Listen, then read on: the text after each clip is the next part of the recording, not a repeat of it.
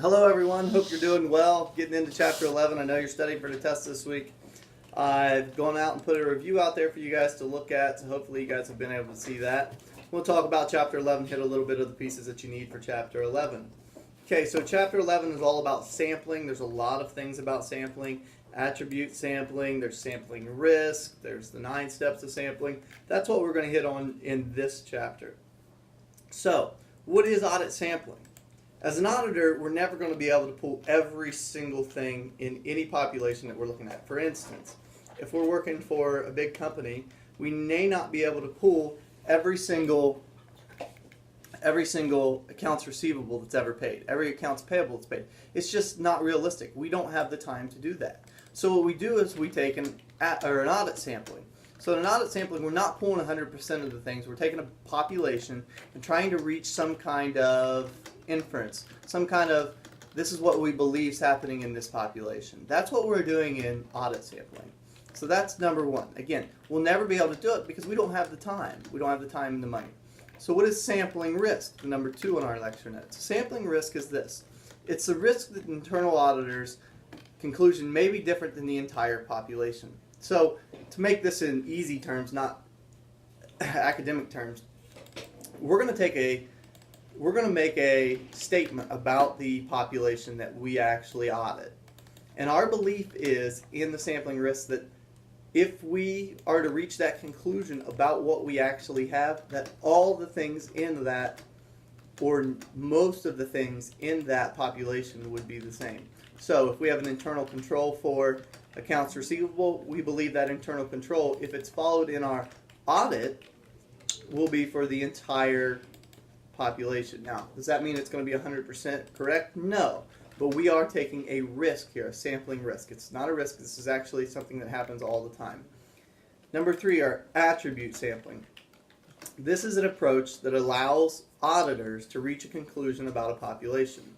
Again, so what we're going to do is we're going to go out and we're going to take a population, say it's accounts receivable, accounts payable, all of the accounts payable that have ever been done. We're going to pull a sample of these and we're going to do a statistical sampling. So it may be 98% of them follow the procedures set for accounts payable or accounts receivable. And we have to follow that trail. That gives us something that we can say, this happens every time. We can make that inference about this population and we're good. Lastly, the 9 steps of attribute sampling. This is important and I would actually remember this. You'll use this a lot, especially if you're an internal auditor or an auditor of anything. Number 1, identify a specific internal control objective. So, I'm going to give an example, and you guys can follow this if you want to. Accounts payable, for instance, where I used to work, I would actually draw up the check or write up the check, and then the CEO would actually have to sign the check. So, we may have to, our internal control objective, make sure that that is followed every single time. So, define what is meant by the control deviation. The control is that the CEO has to sign the checks. I draw the checks up. I write the checks up. So there is some separation of duties. Define the population. All of our accounts payable, any bills we pay, any checks we send out, that's our population. Determine the appropriate values of the sample size. So let's say, just give an example here, we have 1,000 different checks that go out in a month period, and we're doing an audit on those. We may not be able to have the time to pull all 1,000, so we would pull a population. What that population is, that is based off the audit, the appropriate size. For this, I don't know what the appropriate size would be. Determine the sample size. How many are we going to pull? Then we're going to randomly select those, not select the ones that I want to select, or the CEO wants to select randomly, so we know that we're not pulling ones that we guarantee we followed the procedures for.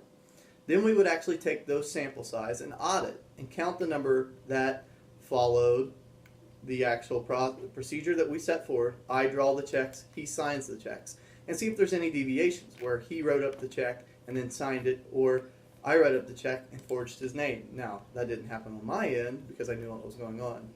Then we would determine the deviation limit.